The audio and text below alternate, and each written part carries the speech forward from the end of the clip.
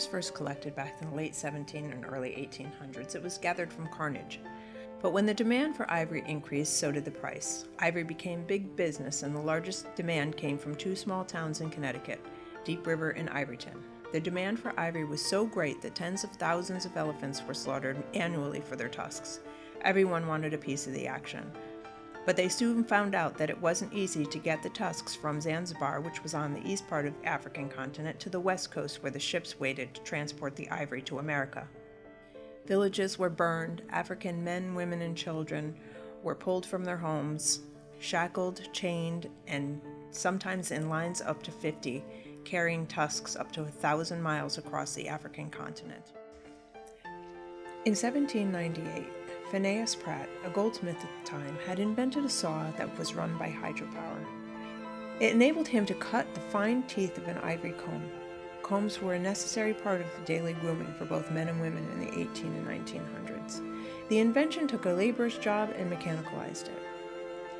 Over the next 40 years, the technology had been perfected and passed down to the next generation, and used to cut the ivory into wafer-thin veneers to cover the wood base of piano keys.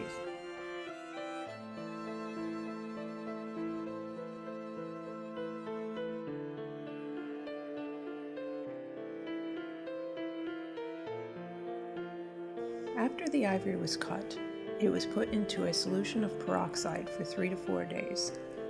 Then it was loaded into the bleaching houses for a full 30 days of sunshine.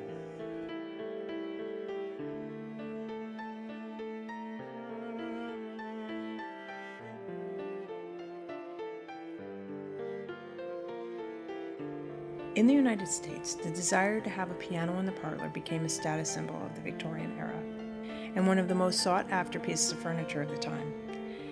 This insatiable obsession added to the misery in Africa. More tribespeople were forced into portering the tusks to the coast, and more elephants died as a result.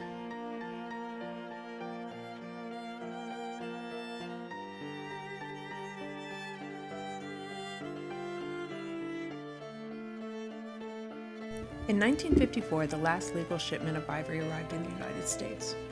From then on, the only ivory legal to use was the ones left in existing inventory supplies.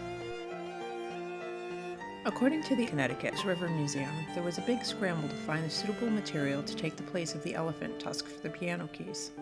They went so far as to purchase fossilized mastodon tusks, but they found they were too brittle to be of any use.